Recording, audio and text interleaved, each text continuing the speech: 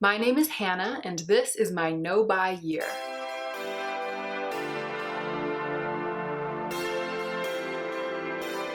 Okay, I'm doing it, or rather I did it, because this is the last day of 5 Days of Star Palette. I'm filming the intro and the outro today. I have just completed a work week of wearing the Star Palette on my eyes every day, and I actually have more than 5 looks because I did some evening looks and some filming looks, this look with it as well. I believe I managed to use every shadow in the palette, and I have some thoughts for you about the palette. I'm going to wrap up for you at the end and give my full review. But before we start, I just want to let you know kind of where the Star Palette came from and what the whole deal is. I think most of you already know, because I think a lot of you have already seen my 5 Days of Moon Dust video in which I unboxed this palette. It was a gift from the wonderful, the sweet, the generous Wendy. And I was incredibly surprised when I opened it. It has been my dream palette ever since it was released, and I just could never bring myself to buy it. I had said several times on this channel that if I made it through the no-buy year, I might buy the Star Palette as my reward for myself. The reason I'm letting you know again that this was a gift is for 2 specific purposes. One is to tell you that one of these shadows is not the original. It's the one called Vega. So when I opened it, there was a little note that said Vega, it's this cream colored shadow right here. Vega is not the original shadow that came in this palette. Wendy said that Vega shattered, and so she replaced it with another Natasha Denona shadow from a different palette that's very similar in tone. I've looked it up online and I can't really see a huge difference between the Vega that's supposed to be here and the shadow that I have. And because it's just a matte, kind of very, very pale pink or peach, it's really a lid setting shade for me. There's absolutely no difference to me between this and the one that was originally in there, but I just wanted to let you guys know, full disclosure, because I'm technically reviewing this palette. The other thing that I think it's important to say is that because this was a gift, because I inherited it, I don't know when it was manufactured. I don't know when it was purchased. And so it could be a couple of years old. I believe the Star Palette came out a couple of years ago, and if Wendy bought it right when it was released, then it might be past the technical expiration date. It says 12 months on here. I think that that is an absolute garbage shelf life for such a huge eyeshadow palette, not to mention such an expensive one. And to be honest, it was one of the things that kept me from purchasing this palette, because I always thought, I'm not going to use this entire thing up in 12 months. If I buy it, it's going to be a forever palette.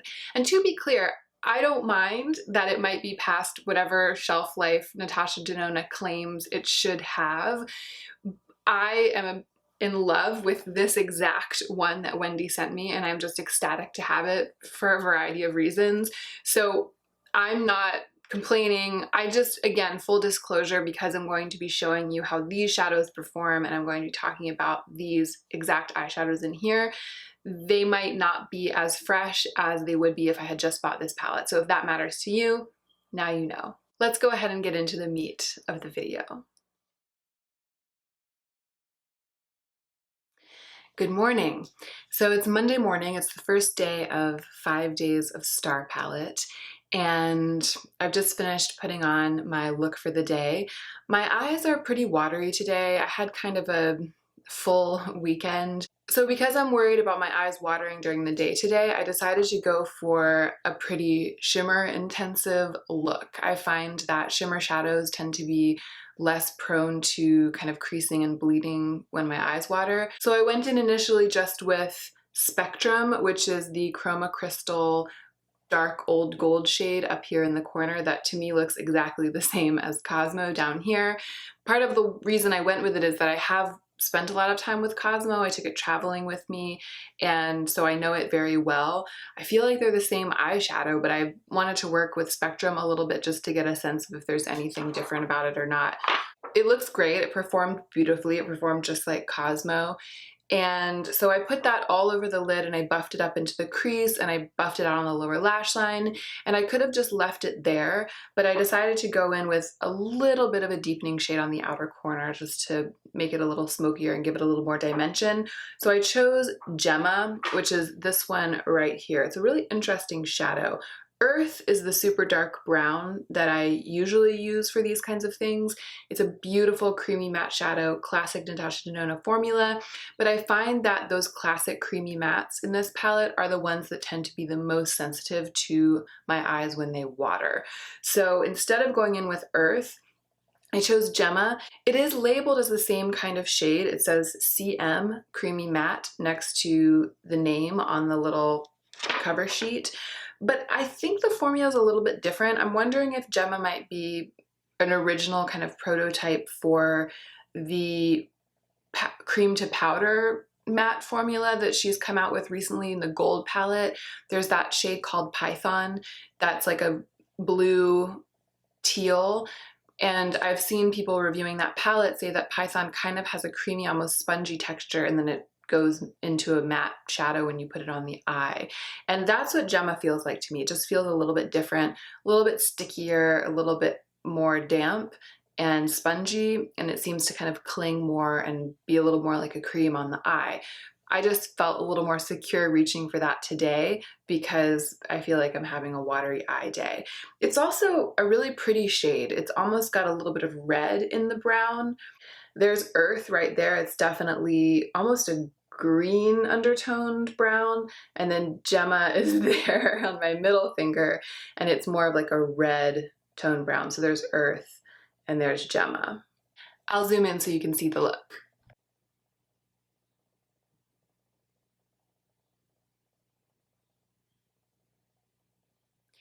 Hey guys, so it's nighttime of the same day, it's Monday night, and today is actually Joe's birthday. I didn't mention it this morning, but we're about to go out to dinner. It's going to be kind of a low-key birthday this year. We've been doing a lot of socializing lately and a little bit of partying this weekend, so he just wanted to have a normal work day and have dinner, so that's what we're going to do. Nothing too super fancy, but it'll be nice. So when I got home, I thought I might be able to just intensify the eye look I was already wearing and wear that out to dinner. But in fact, my eyes were kind of watery today as I had anticipated, and I'll insert a clip right here of the way that my eyes looked when I got home. So you'll be able to see that the watering did disturb the eye look. Not enough to make it so that I wasn't presentable, but enough so that I wasn't able to apply more eyeshadow on top without it looking super patchy. So I washed my whole face and I applied this eye look fresh. I'll tell you what I did to create it. I actually used a lot of the same eyeshadows. Not a lot because I only used 2 this morning, but I used both of the same eyeshadows and I used some other ones in addition to that, and also liquid glitter, which is interesting because this is the second day, this is the second look of 5 days of Star Palette, and I found myself reaching for the same 2 shadows when I sat down to do the second look. That tells me something about this because there are 18 eyeshadows in this palette, and the fact that I reached for the same ones again right away, it's just something to think about for the review. It's like I'm looking at the palette and I'm only seeing a few shadows that are the ones that are the most compelling. Those are the ones that are drawing my eye and drawing my attention, as opposed to the palette presenting me with 100 possibilities, if that makes sense.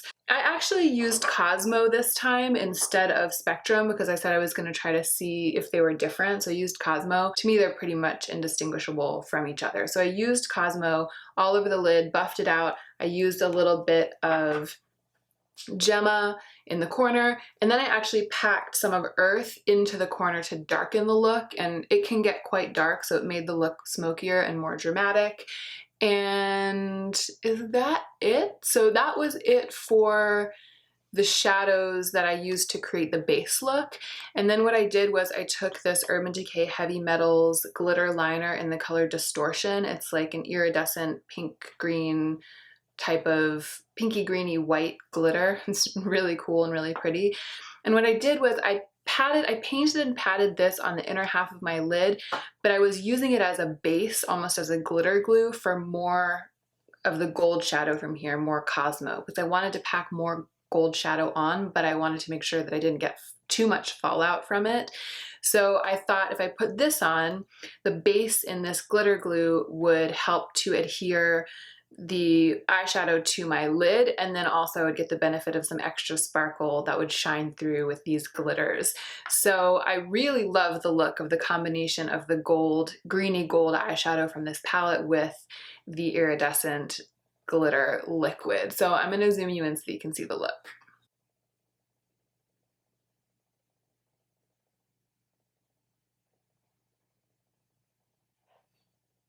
One thing I like about this look is that there's no black in it. I tend to really lean on black for deepening the outer corner. It's rare for me to put on a dramatic evening look without using any black eyeshadow, but because there's not a black in the Star palette, I wanted to try to pull it off, and I'm really happy with the way it ended up looking. I'm also wearing a brown mascara, and on my waterline, I in fact used a burgundy liner.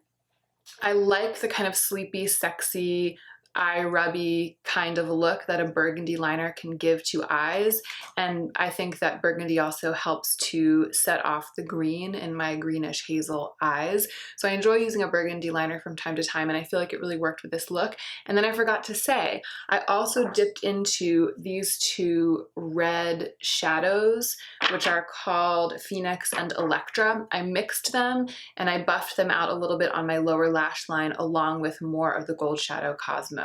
So I'm not sure how well you can see it. I think it might be one of those things where you get the effect but without it being all that noticeable. But I am wearing some red shadow on my lower lash line to enhance that kind of sleepy red-eyed effect that the burgundy liner can give.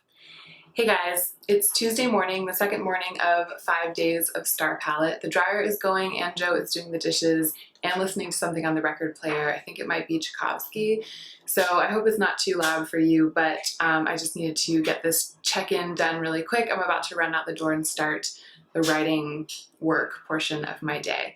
So this is the eye look that I came up with today. I wanted to wear something neutral because I am wearing the Cover FX Shimmer Veil in the color Amethyst as my highlight today. This recently came to me as part of a gift from a sweet subscriber named Courtney. Courtney, thank you so much. So on my eyes today, I wanted to do something neutral, and I also wanted to use mostly shimmer shades again, because again, I'm kind of suspecting that my eyes will water a bit today as I'm walking to work. So I went in with Polaris and Supernova. Polaris is this one right here. It's the more yellow toned or nude shimmer.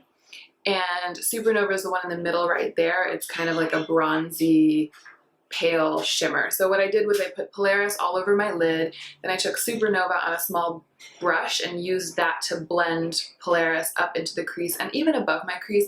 I kind of went almost all the way up to my brows with that taupe shimmer, Supernova. I love an all shimmer eye, as many of you know. And I again dipped into Gemma, this same one that I used yesterday, the kind of warm, inky, moussey brown. It is such a beautiful eyeshadow, and then it blends out to have this kind of sultry warmth in the outer corner, and I love that a lot. And I also think that's really flattering for eyes that have green in them.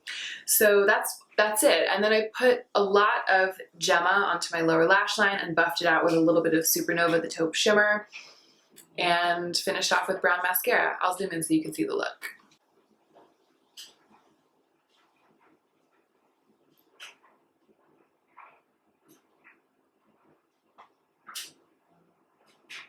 Hey y'all, it's Tuesday evening and I just finished applying the makeup for the video I'm about to film. I'm about to film my October check-in. The eye look from this morning held up so incredibly well during the day today that I did not have to start over again. The first thing that I did was I took some of Earth. This is kind of a similar story to what happened last night. I took some of Earth, the darker brown. So I dabbed some of Earth in the outer corner and blended it up. I didn't go too high onto my upper lid today. I think my eyes still look a little bit hooded with this look on, but I'm okay with that. I enjoy that from time to time. I refreshed the white liner or the cream colored liner that I had on my waterline because the brightness of it had gotten a little bit dull over the course of the day. And then the only other thing I did was that I took Galaxia, which is the notorious glittery shade up here in the corner. It's that really pretty champagne-y pink chroma crystal shade. And all of the reviews I've read of this palette, or many of them, have said that that shadow is a real pain in the butt to work with, that it's basically just a pan of pressed glitter, that it gets all over the place, that it's Fallout City and hard to control. And it does feel like it's just a pan of pressed glitter. It does feel a bit dry. And I haven't actually been that impressed by the sparkliness of it. It is really pretty, but I have so much super glittery glitter in my makeup collection, and this shadow is just not something that I feel like I want to reach for glitter. But at the same time, it's not really an eyeshadow, it's kind of a glitter. So the jury's still out on that one. This is actually the first time I've really played with it on my eyes in a serious way, so I probably shouldn't be judging it just yet. So I dabbed that a little bit on my inner corner and blended it into the look from today, just to give it a little more brightness and a little bit more dimension. And then I did use the tiniest dot of glitter glue on each of my inner corners, and I dabbed the tiniest dot of Galaxia onto the glitter glue to make sure that it would stick right there, because given its texture, I didn't trust it not to just fall right off of my inner corners if I put it on there without glitter glue. I'm gonna zoom in so that you can see the look.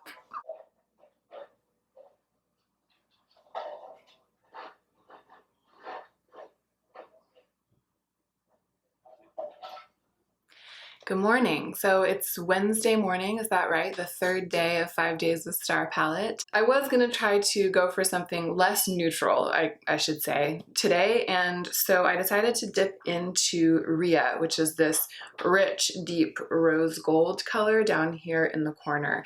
On me, it just looks orange. I went for that today. It's like a golden orange or like a peachy gold eye look. I put Rhea all over the lid, and then I decided to deepen up the outer corner with Earth, even though I don't feel like my eyes are any less watery today than they have been for the past 3 days. Earth is the cooler toned of the two darkening colors in this palette, and I wanted to tone down the warmth of the rose gold color. So I went with that brown that to me feels like it might even have a hint of green in it. It doesn't really look like that when you look at it. It's like a feeling I have about it, but it definitely helped tone it down. Before I added in Earth, it was very warm looking. It was like really, really orange. I also forgot to mention that the matte that I used is a teak right here. It's the one that's also in the mini star. So these two shadows right here are the two main ones that I used. And then I used Earth up here to deepen out the outer corner. And looking at them there, they don't look orange. They don't look so warm toned. I'm aware that they just look like neutrals, but on me, they really don't look like neutrals. They look like a color.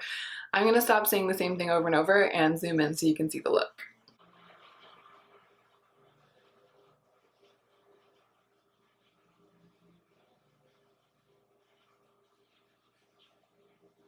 Hey guys.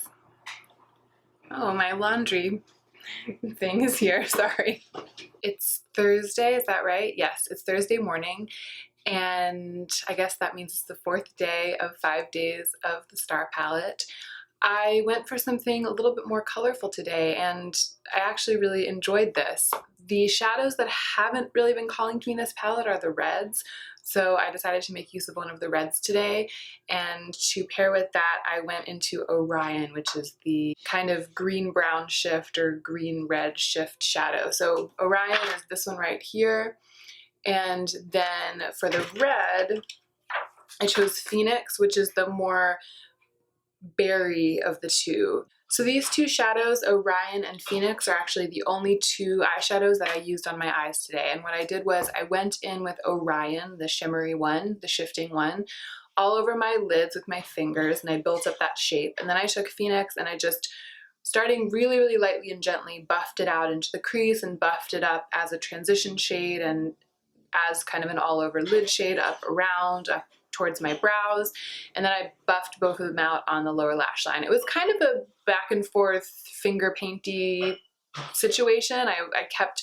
switching between shadows, and I also used some of Orion in the outer corner to deepen it up. I just kept going back and forth between fingers and brushes and between the two shadows until I had a look that I am happy with.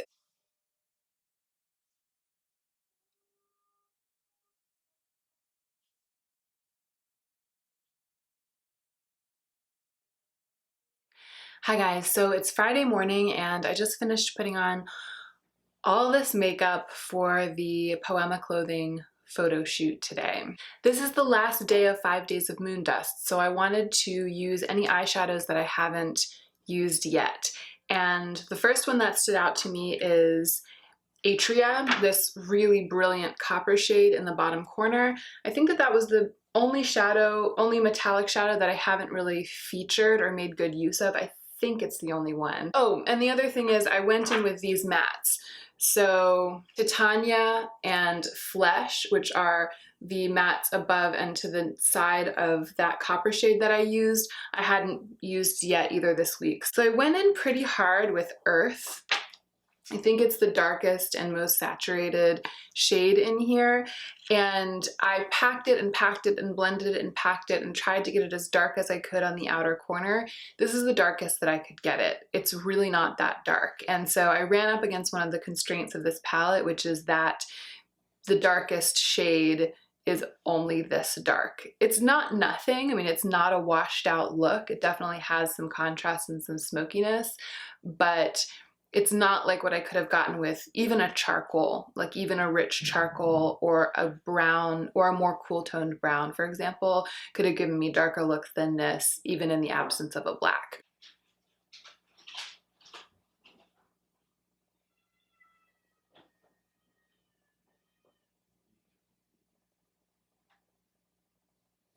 Hey guys, so I went and washed off my cracked contour, my photo shoot makeup, and I reapplied my last 5 days of Star Palette look.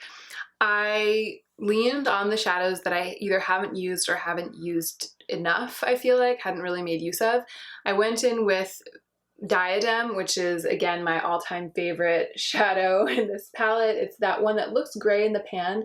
It buffs out really to a mauve, like it really does. You can kind of see, although I've blended some red into it, it buffs out kind of mauve. Then I went in with this one right here. It's not Phoenix, it's Electra. It's the more red of the two red toned shades. And I used a tiny bit of that one right in the middle, which I believe is Supernova. I used a bit of that bronze just to blend the chroma crystal into the red. So the chroma crystal Galaxia. I had used a tiny bit of Galaxia on my inner corner for one of the other looks. I can't remember which one, but I felt like I hadn't really gone in with that. So I used it all on my inner portion of my lids, and I also used it on the inner corner and even a little bit below the inner corners of my lids. I definitely had to use glitter glue. I tried to pat it on without glitter glue, and it was genuinely just like I had dipped my finger into a jar of loose craft glitter and was tapping it on. It just fell right off. It didn't show up, it didn't sparkle. It's not an eyeshadow, it's glitter in a pan. That doesn't bother me, and you know I love glitter, so I went in with a glitter glue and I actually really like it. I think I was saying before that it's not as sparkly as my Stilas. It's like, it's an okay glitter.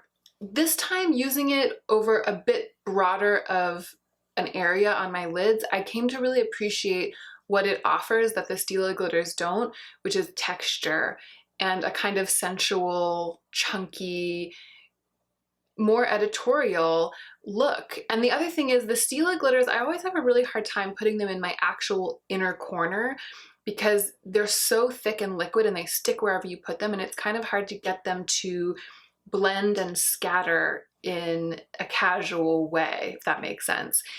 This one, I just put a dot of glitter glue on my inner corner and patted it on with my finger, and it's diffused. It's almost like on each inner corner, little bit of intentional fallout down underneath the corners.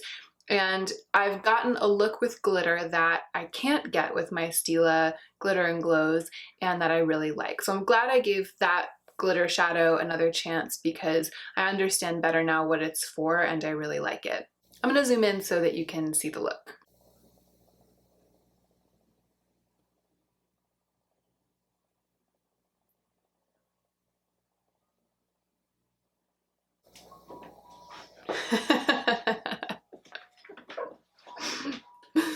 Sadie, what's that?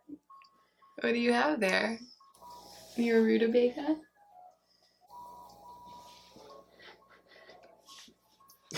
Body swatches at it again. Sorry about that. Anyway, oh yeah, so the kind of grungy, lived in, but still somewhat glamorous aesthetic that I feel like is the reason I like this look is something that I liked about every look. And this is kind of segueing into the review of the general palette. So consider this the beginning of the end of the video. I'm gonna just run down the list of notes that I took about this palette. And they're actually kind of in no particular order. The good and the bad are all mixed in together. I'm just gonna go through so that I can keep myself on track and not get off on too many tangents. So the first thing I wrote down is just to talk about the matte formula. The mattes to me are powdery, and I don't mean that in a bad way. I just mean it literally, I'm trying to describe the texture as compared to some of my other mattes. They are kind of like the Anastasia mattes. They're also creamy. Everyone always says they're creamy. They're also creamy, but they just are very present on the brush. You have to tap off your brush. If you go in without tapping off your brush, it'll put down a really thick coating of powder. And they are very blendable. The creaminess makes them very blendable, but I found that once or twice I accidentally got a lot of matte eyeshadow onto my lids, and there was just a thick layer of it. And that was part of why my watery eyes would make a problem, because you can end up with like the equivalent of 5 or 6 layers of powder on your eye with just 1 or 2 strokes of the brush. If you don't tap off your brush, there's just so much shadow. So powdery might not be the best word to talk about that, because we use powdery kind of to mean something else in the beauty world, but to me that was how it felt. It just felt like there was an excess of powder all the time on my eyes when I was using the mattes. I learned that tapping off the brush was really important, building slowly was really important, and I learned not to try to apply too many layers of the mattes, that they are buildable, but building them too much would put me at danger for really ruining my eye look if my eyes were to water. Whereas if I put a thinner coat of them on my eyes, so to speak, my watery eyes wouldn't really mess it up so badly. And a thinner coat is sufficient because they're so pigmented. Most of them are so pigmented. And that brings me to my second thing that I wanted to discuss, which is that the reds, there's something weird about the reds in here. They just don't swatch like the other ones do, and they just don't perform like the other mattes do. And it might be that if this palette is past its expiration, that the reds were the first to go. I still really love them. I love what they contribute to the palette. I love this eye look, and I like the presence of this red in this eye look. I will still use them, but I have questions about that formula. And in my many readings of all of the reviews of this palette on the Sephora website, I have read other people commenting that the reds don't swatch well and don't perform well. So I kind of wonder if maybe there was a reformulation of this palette, and because I have also seen demonstrations of this palette in which those reds swatch beautifully and perform beautifully. So the fact that the Bellatrix in this looks so different from the Bellatrix in the mini, and the fact that the reds are a little bit challenging, makes me wonder if, and I even think I've read that she reformulated some of the shadows in here. I'm not sure, but it just makes me wonder about kind of what's going on. And I think that we know at this point that Natasha Denona is kind of inconsistent when it comes to the formulas and the shadows. So here are the 2 reds, Phoenix and Electra. Phoenix and Electra. So there you can kind of see what I'm talking about. They have pigment and they work, but they just don't pick up the same way the other super creamy mattes do. So for comparison, I'll swatch Earth, which is such a beautiful shadow. It even feels different. Those 2 reds feel kind of dry when I dip into them, and Earth just feels like cream, like it could go on forever. It's so nice. So for another kind of comparison, I'm gonna swatch this Makeup Forever eyeshadow that I have, which is a really similar color. Like when I first opened the Star Palette, I was like, oh, I have a dupe already for one of those. So it's M846 is one of my favorite reds. To the touch, it feels just like the Natasha reds. It feels dry, it feels a little bit textured, but look at how it swatches. Oh, I put it across, I'm sorry, I swatched it across my knuckles. Bad idea. Try again. But look at how it swatches. It just swatches way better, right? It's the same color to look at. It's the same color. It feels the same. It has that dryness that I think a lot of reds have, but it just swatches way better and it performs better on the eye. The matte red that I used in this eye look today, this was as pigmented as I could get it. And I packed it onto my lid with my finger, with brushes. I worked to get it and I just couldn't get like a saturated red. I couldn't get it to be the color that it appears in the pan on my eyes. So I don't know if that's how it was designed, if that's just how it's performing now. I don't know. Again, I will enjoy using the reds in this palette as the watercolory washes that they are, but I'm curious to know if any of you have this palette, what your experience has been with the reds. Let me know. Okay, so the next thing, I started writing down some stuff just about the overall experience of using the palette. The textures, you guys. The textures are what set Natasha Denona apart, I feel like. So many brands seem to be focused on just developing a metallic formula, a matte formula, and then a bunch of different colors in each of those formulas. But Natasha Denona is really focused on developing a diversity of textures, and I love texture. I'm such a junkie for that kind of thing. So I find this palette incredibly inspirational and in that way super easy to work with. I found that the color story overall is very satisfying, but warmer than I expected before I owned it and warmer than I prefer. So in this project over the course of this week, I tried to use every single eyeshadow and I think I succeeded at that. And I ended up with mostly warm toned looks. There was an orangey look, there was a copper look, there was kind of a warm shimmery bronzy look. I think there were two shimmery bronzy looks that leaned a little bit warm. And I prefer neutral to cool looks. So I've learned that if I were to use all of the shadows in this palette equally, I wouldn't end up with the aesthetic that I really, really love the majority of the time. It's about half and half, but I think it definitely leans a little bit more warm. I'm definitely in love with the other half. I love these grungy golds, even though they're both the same. I love them. I love that green shifting shadow. I absolutely love the way that the browns perform, the way that Gemma performs. I really, really love Supernova, which is that bronze one right in the middle on that side. As you know, I'm in love with Diadem. Like the ones that I love are my absolute dream come true. I love the way they perform. I love the aesthetics of the looks, but there's like half of this palette that I am not inclined to reach for. I did learn some things by making myself use it. Again, I learned that I like the reds. I also didn't even really mind the coppery looks, but I don't love those kinds of looks enough to feel like I need to have Natasha Denona shadows in those colors. I have a bunch of coppery shadows in other formulas, and I feel like if you're buying this palette, you're spending a lot of money on each individual shadow and you're buying these huge pans. And so for me, if I were to purchase this palette, I would be buying a bunch of eyeshadows that are designed for looks that I can already create with shadows in my collection. And having this formula doesn't mean that much to me because I'm not really in love with those kinds of looks. I guess another way of saying this is that I feel like it could be smaller. Like I could pick a 10-pan palette out of this palette and that would be my true dream.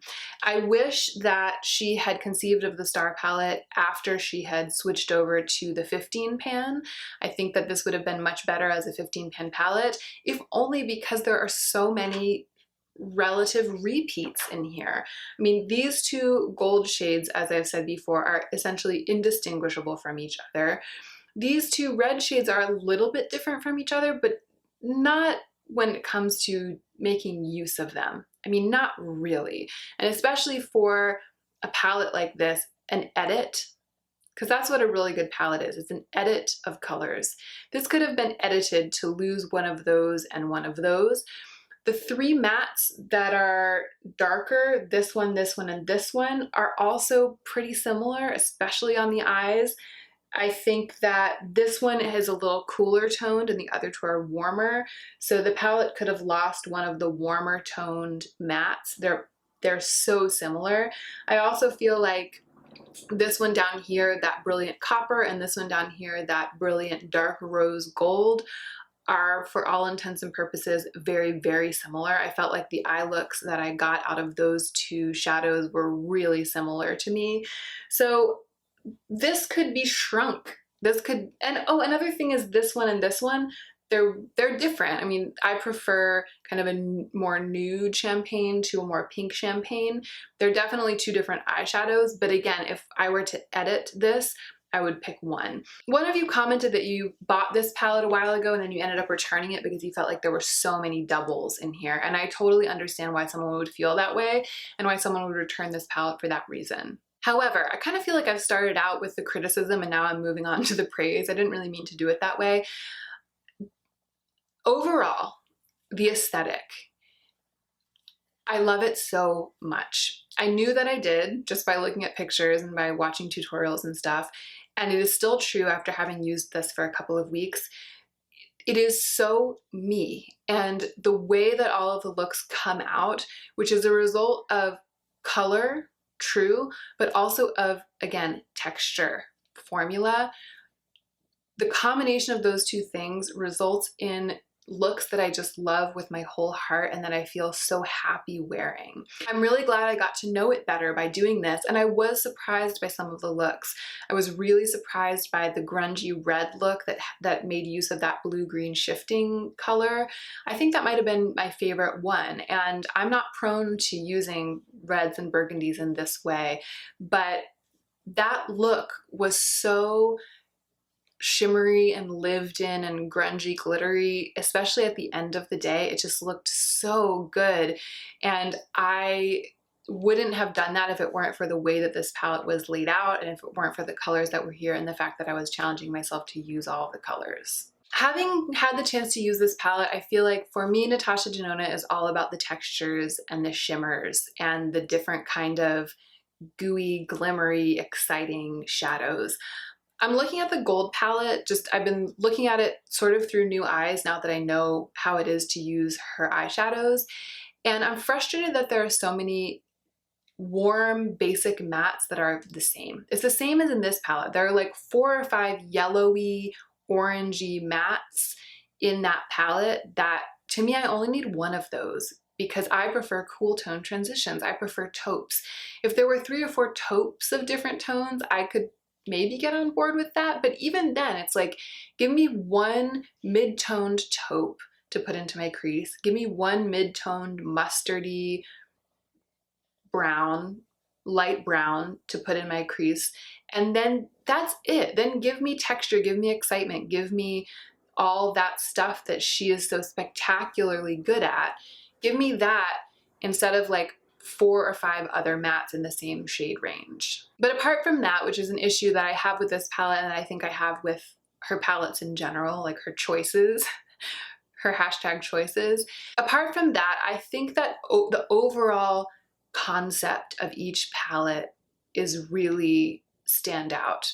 The edit of color and texture that she releases every time she releases a palette is so impressive and so inspirational. And I've really found that to be true working with this palette. Her choices, her artistic eye has led directly to my eye looks being what I love. And I love that feeling. I like feeling connected to a makeup artist through her choices in her palette. I do think that that kind of inspiration is something that you can take for yourself even if you don't buy her palettes. You can dupe vibes, and the vibes are what I'm talking about. I'm really into Natasha Denona's vibes. I'm into the statements that she makes when she puts together a palette, but I was inspired by the colors of this palette for the past year. I've been trying to make Star Palette inspired looks. I've been trying to kind of dupe the vibes, and I did get looks with the actual palette that I didn't get when I was just duping the vibes. I did love the looks that I got when I was duping the vibes. I don't think I loved the looks more with this palette. I loved those looks and I loved the looks that I got with this. So I don't think that the looks that I got with this are better, like categorically better, but I did get slightly different looks with this palette, and I'm really, really into the looks that I was able to achieve. Having the real thing means having access to the exact colors that she chose and also to those really exciting textures. I think that the chroma crystals in here, in particular, like Cosmo, those to me are really, really the gems. Like, that's a reason to want to acquire a palette like this, or to maybe look at the mini star palette, because there's Cosmo in that palette, because that really rich olivey old gold shadow patted onto the lid, the way that it wears throughout the day and the way that it sparkles in the dim light of evening after you've been wearing it all day and you've gotten some kind of oils breaking through on your eyelids, that to me, right now, at least in my eyeshadow life, is like the best thing that I can imagine. That is just me in an eye look, me in an eyeshadow. And the shadows in here, the actual chroma crystal shadows, are better at it. They give me more of that sophisticated depth of texture and glimmer than other eyeshadows that I have. So there is something to be said about the specialness of the formula in here. All in all, I would say I don't think that it's the perfect palette. It has some serious flaws. The reds, the repeats, the price, the fact that the mattes can get really, really thickly powdered on my eyelids really, really fast. So there are some things. It was a learning curve. To learn to make it work for me was a learning curve. I don't think it's ideal for beginners. I think it's actually a little bit difficult to work with, even though it blends so well. I think it's an artist's palette in a way. The other thing about getting to use this palette was that I had the experience of my longtime dream becoming a reality. And I think with makeup, or with objects that we lust after in general, there's always a bit of a letdown when that happens.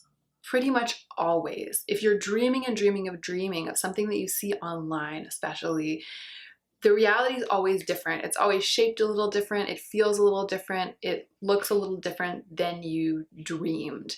And I've said this before with regards to swatching things in Sephora, but a feeling that I often get when I've been dreaming of an eyeshadow is that when I see it in person and I swatch it, I'm like, oh yeah, it's just an eyeshadow. Even if it's really beautiful, it's never going to be anything more than just an eyeshadow. And I think somehow when I was lusting after this palette, in my mind, it was something bigger than an eyeshadow palette. It was more glamorous than any eyeshadow palette could ever be. I was drooling over it more than I ever would over an eyeshadow palette, if that makes sense. It was a lust that had broad strokes and kind of extended out into other areas of my life and said something about my identity and my aesthetic. And you know, there was something that I wanted in wanting this palette that was beyond eyeshadow, the thing that I wanted. Now that I have it, what I have is an eyeshadow palette, and that's the end of it.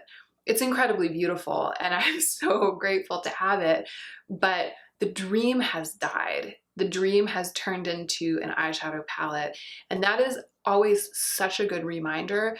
And having it happen during my no-buy year, when I've been thinking a lot about consumerism and fantasy, and the fantasy of objects, and the way that that can cause us to spend more money than we want to, and the way that we'll sometimes solve the problem of that letdown when the dream dies, or when the dream turns into reality. Sometimes the way that we handle that letdown is by looking for something new to want and building a new dream, only to then seek that dream, purchase that thing, and have that dream die, which then leads us to try to build another dream because we want to keep being excited, we want to keep reaching, we want to keep wanting. It was just a really good reminder of how I'm still in my 10th month of my no-buy, I guess I'm now in my 11th month, capable of hanging so many hopes and fantasies onto an object that I don't have.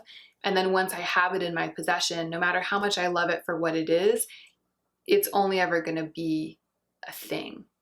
So that's another reason I'm actually really grateful to you, Wendy, for sending this to me, because this was a remarkable experience during my no-buy year to receive the thing that was the object of my desire for so long, and to be able to examine my feelings surrounding the transformation of that dream into a cold, hard reality.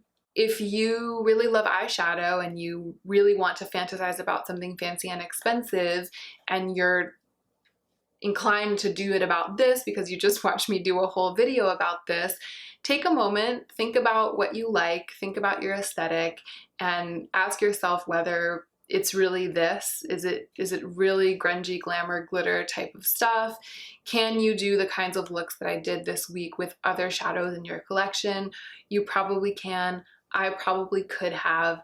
I was just really lucky to be able to make those looks with the Star Palette due to Wendy's incredible generosity. And that, I believe, is it. Thank you so much for watching.